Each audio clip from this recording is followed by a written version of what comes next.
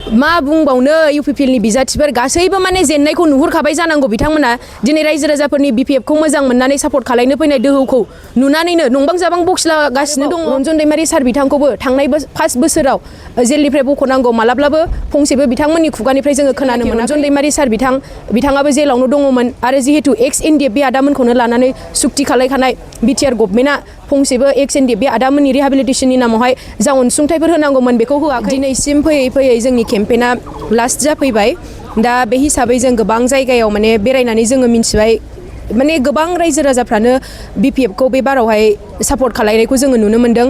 जायफोरा गोबां माने UPPL आवबो दङमोन बिथांमोनाबो दिनैहाय माने जोंनि BPF पार्टिया जा माने मोजां माखासे जेरै इयुथ्सफोरनि थाखाय मोजां इनिशिएटिभ लादों, वुमेन डेभेलपमेन्टनि थाखाय जा खामानि मावनो लादों बेफोरखौ गासैखौबो माने रायजो राजाफ्रा माने मोनथिनानै बुजिनो मोननानै दा BPF पार्टिखौनो सापर्ट खालायनो थाखाय फैदों। UPPL नि जेनेरेल सेक्रेटारि राजु नार्जारि सार बिथाङा माने बिथाङाहाय दिनैहाय सासे आइजोखौ सनमान होनो रोङाखै बेबायदि गाज्रि बाथ्रा बुंदों।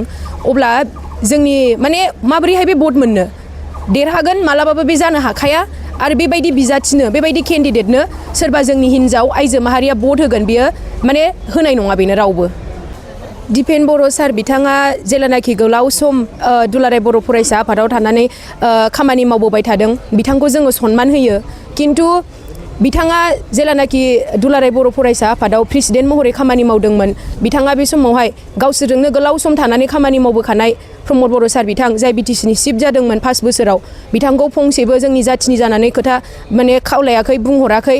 जेलानाखि रन्जन दैमारि सार बिथाङाबो जेलावनो दङमोन आरो जिहेतु एक्स NDF बे आदामोनखौनो लानानै सुक्ति खालायखानाय BTR गभर्नमेन्टआ फंसेबो एक्स NDF बे आदामोननि रिहेबिलिटेसननि नामावहाय जा अनसुंथाइफोर होनांगौमोन बेखौ होआखै। आरोबाव रन्जन दैमारि सार बिथांखौबो थांनाय 5 बोसोराव जेलनिफ्राय बख'नांगौ मालाब्लाबो फंसेबो बिथांमोननि खुगानिफ्राय जोङो खोनानो मोनाखै। दा नंखाय बाखायै 125 बिल एमेन्डमेन्टनि खोथा बुंबाय थादों।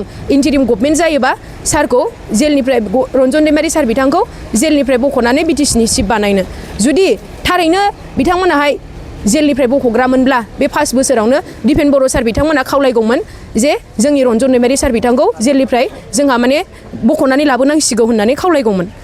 थारैनो दिनैनि दिनाव UPPL नि बिजाथिफोरखौ मा बुंनो सानगोन?